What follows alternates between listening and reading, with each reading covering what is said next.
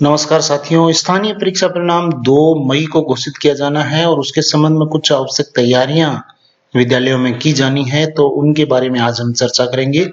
तो शाला दर्पण पे हमें किन किन टैब्स को अपडेट करना है उनके बारे में हमें सबसे पहले जानना होगा। तो शाला दर्पण पे हम देखते हैं, जो पहला टैब है रोल नंबर प्रविष्टि का। रोल नंबर प्रविष्टि प्रथम परख से पहले करनी होती है। अगर किसी कारणवश आप नहीं कर पाए हैं तो रोल नंबर की प्रविष्टि आप कर दें। कहाँ पे है ये? यहाँ ये विद्यार्थी टैब में आपको रोल नंबर प्रविष्टि, रोल नंबर आवंटन, ये आपको यहाँ मिलेगा। तो इस पे क्लिक करेंगे तो आपको सत्र सेलेक्ट करके, क्लास सेलेक्ट करके 1 से 12 तक समस्त जो विद्यार्थी हैं उनके रोल नंबर आपको प्रविष्ट करने हैं। कक्षा 5, 8, 10, 12 बोर्ड कक्षाओं के जो रोल नंबर है वो भी आपको प्रविष्ट करने पड़ेंगे। लोकल स्तर के जो रोल नंबर, ये स्कूल एग्जाम रोल नंबर और बोर्ड एग्जाम रोल नंबर, दोनों आपको यहाँ पे प्रविष्ट करने हैं। तो पहला काम ये रहा। दूसरा काम है विषय अध्यापक मैपिंग। विषय अध्यापक मैपिंग आपको यहाँ परिणाम टैब में जो परीक्षा परिणाम प्रविष्टियां हैं उसमें आपको विषय अध्यापक मैपिंग मिलेगी।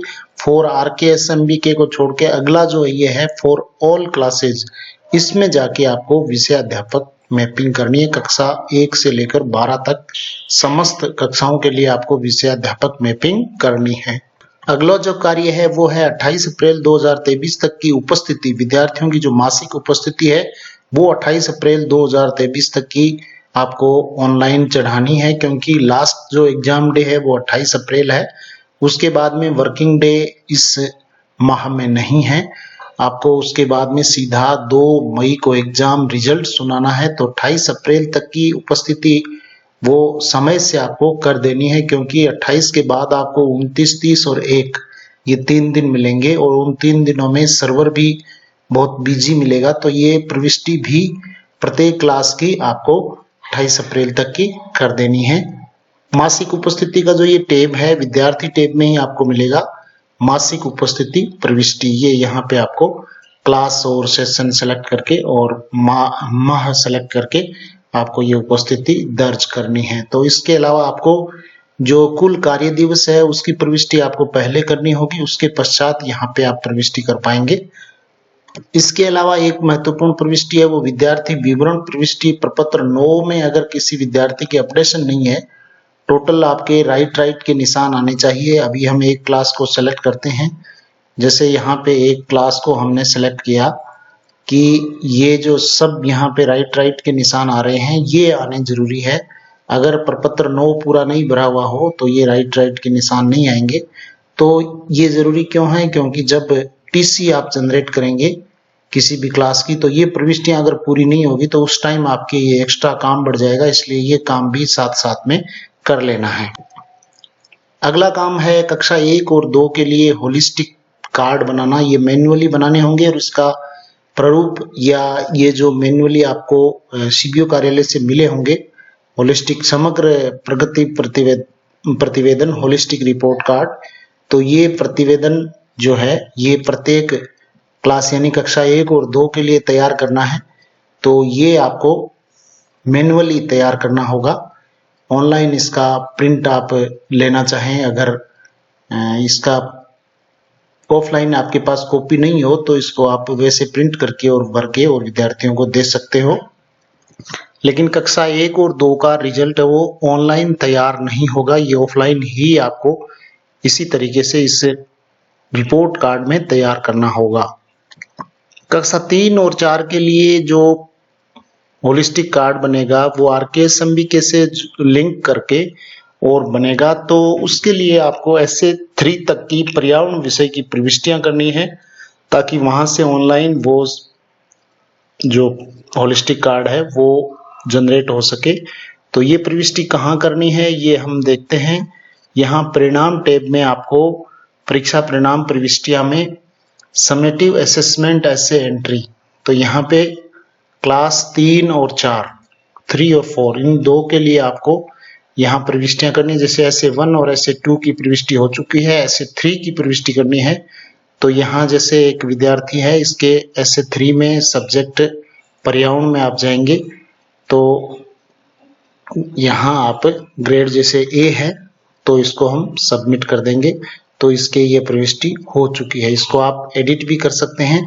तो इस तरीके से ये प्रविष्टियां हैं वो कक्षा 3 और 4 के समस्त विद्यार्थियों की पर्यावरण विषय की जानी है। अगला जो कार्य है कक्षा 6 और 7 के अंकों की प्रविष्टि। तो ये अंकों की प्रविष्टि है आपको रिजल्ट टैब में करनी है। रिजल्ट का ये जो टैब है, यहाँ आप परिणाम टैब और यहाँ परीक्षा परिणाम प्रविष्टियां और परीक्षा परिणाम प्रविष्टि, और इसमें आप सेलेक्ट करें कोई सी भी क्लास और सेक्शन सेलेक्ट कर दिया और सब्जेक्ट सेलेक्ट कर दिया और एग्जाम सेलेक्ट कर दिया, और यहाँ आप शो पे जाएंगे तो आपको ये यहाँ पे ओरल और रिटन दोनों जो मार्क्स है वो यहाँ पे फिलअप करने हैं, और किस तरीके से किस विषय के कितने मार्क्स आपको फिलअप करने हैं, क्योंकि इसमें RKSMB का भी साथ में है। तो आपको प्रत्येक जो विषय है उनके लिए अलग अलग जो मार्किंग है वो इस तरीके से आप देख लीजिए। हिंदी के लिए वार्षिक परीक्षा है वो 50 नंबर की है, जिसमें 35 नंबर रिटन के हैं और 15 नंबर और मौखिक के हैं, और RKSMB के 30 नंबर का। ये टोटल शुरू से लेकर अब तक 200 मार्क्स के प्रत्येक विषय हैं। ऐसे ही हिंदी, इंग्लिश और मैथ, ये तीनों जो RKSMB के सब्जेक्ट हैं, तो इनमें सब में 50-50 नंबर की वार्षिक परीक्षा है, 35 + 15 की। और बाकी जो RKSMB के सब्जेक्ट्स नहीं हैं, जैसे SST है, साइंस है और संस्कृत है, तो उनमें 110 नंबर का पेपर होगा, 80 का रिटन होगा और 30 नंबर का ओरल होगा। 110 में से ये वार्षिक परीक्षा में नंबर होंगे, तो कुल मिला के ये 200 में से नंबर आपको फिलअप करने हैं। तो ये कक्षा 6 और 7 का जो मार्क्स डिस्ट्रीब्यूशन है वो इस तरीके से रहेगा। उसके बाद में हम बात करते हैं कक्षा 9 के अंकों की प्रविष्टि। तो कक्षा 9 के अंकों की प्रविष्टि के लिए जो पैटर्न है मार्क्स डिस्ट्रीब्यूशन का, तो वो इस तरीके से है। एनुअल एग्जाम सब में 100-100 नंबर का है।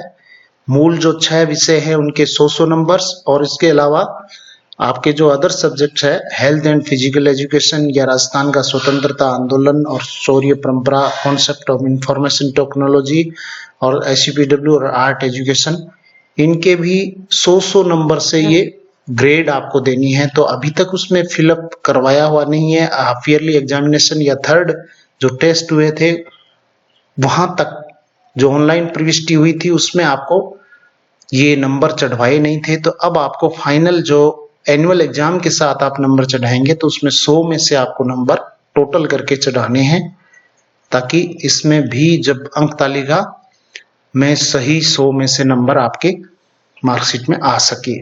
यहाँ एक और महत्वपूर्ण बात हम करना चाहेंगे कि इसमें अंकों की प्रविष्टि के समय, जैसे 9th के हम अंक प्रविष्ट कर रहे हैं या किसी भी कक्षा के अंकों की प्रविष्टि कर रहे हैं, और हमारी कक्षा का नामांकन के अनुरूप यहाँ पे विद्यार्थी शो नहीं हो रहे हैं।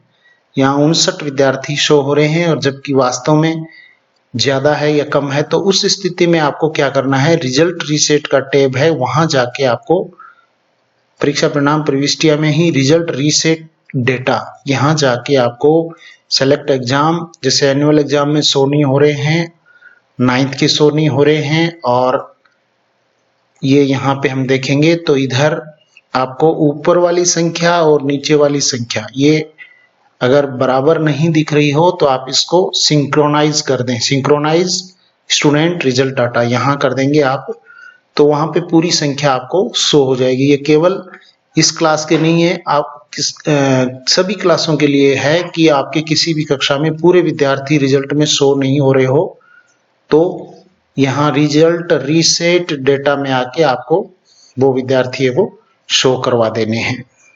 अगला जो काम है वो है कक्षा 11 के अंकों की प्रविष्टि। तो कक्षा 11 के अंकों की प्रविष्टि के लिए जो पैटर्न है वो इस तरीके से है।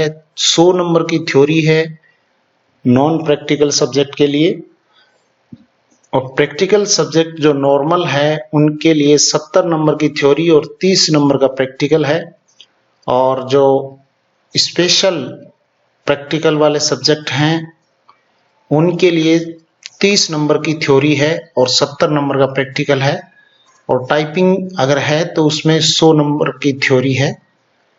तो इस प्रकार से ये, और इसके बाद ये आज़ादी के बाद का स्वर्णिम भारत और जीवन कौशल, इनके भी अंकों की प्रविष्टियां पहले हुई नहीं है, तो आपके ये 100 नंबर के 100 में से आपको नंबर अब चढ़ाने हैं एनुअल के साथ में, तो ये रिजल्ट में वहां पे शो हो जाएंगे। ये जो सारी सूचना है अब तक के प्राप्त आदेशों के अनुसार है, इसमें किसी प्रकार का कोई संशोधन होता है तो उसके बारे में हम जल्द वापस मिलेंगे। तो अभी जो भी प्रविष्टियां की जानी है, अंकों की प्रविष्टियां परीक्षा के दिवसों के साथ साथ ही करते रहें, क्योंकि लास्ट टाइम जब 28 तारीख के बाद सालादर्पण पे बहुत ज्यादा वर्कलोड होगा तो उस वजह से वो सही चल नहीं पाएगा, सर्वर बिजी हो जाएगा। तो उससे पहले पहले जो भी प्रविष्टियां हम कर सकते हैं उन सभी प्रविष्टियों को पूर्ण कर लें ताकि अपना रिजल्ट है वो समय से घोषित हो सके। आपने इस वीडियो को अंत तक देखा, इसके लिए थैंक यू। अगर इस चैनल को आपने सब्सक्राइब नहीं किया है तो प्लीज इस चैनल को सब्सक्राइब कर लें। Thank you very much. जय हिंद, जय भारत।